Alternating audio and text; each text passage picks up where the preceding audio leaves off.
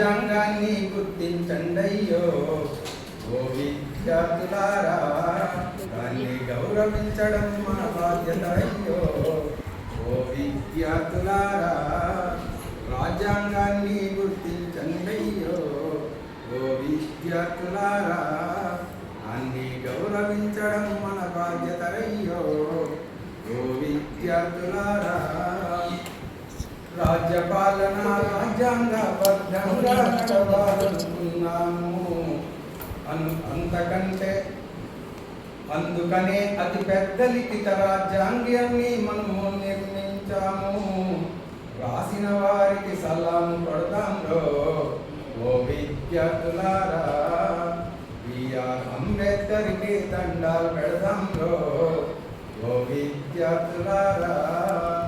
మన రాజ్యాంగాన్ని గుర్తించండయ్యో ఓ విద్యార్థులారా, దాన్ని గౌరవించడం మన బాధ్యతరయ్యో ఓ విద్యార్థులారా. బ్రిటిష్ వారి వలస పాలనలో మనకే హక్కులు లేవాయే, పాశ్చాత్య దేశాల చేతిలో బానిసలాగానే మిగిలానే. వందలాది సంవత్సరాలుగా వ్యక్తి చాకిరీ చేశామే, దేశ సంపదను వనరులను అనుభవించలేకనే పోయామే. ఇంతకన్నా అన్యాయం ఏముందిరో ఓ విద్యార్థులారా, తెలుసుకొని మీరు మనసుకోండి రయ్యో ఓ విద్యార్థులారా.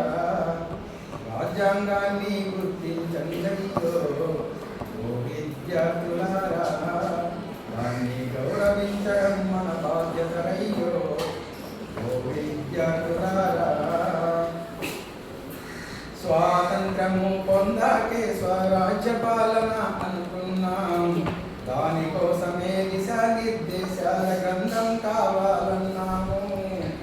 హక్కులు విధులు ఆదేశాల సూత్రాలు కూడా రాశాము, అందరికీ ఆమోదయోగ్యమై అమలులోకి తీసుకొచ్చాము. రాజ్యాంగ లక్ష్యాలు లక్షణాలు రాజ్యాంగ పీఠికలో స్పష్టంగా సరళంగా అర్థమయ్యేలాగా రాసేసినారు అయ్యో. రాజ్యాంగాన్ని గుర్తించండయ్యో ఓ విద్యార్థులారా, దాన్ని గౌరవించడం మన బాధ్యత అయ్యో ఓ విద్యార్థులారా.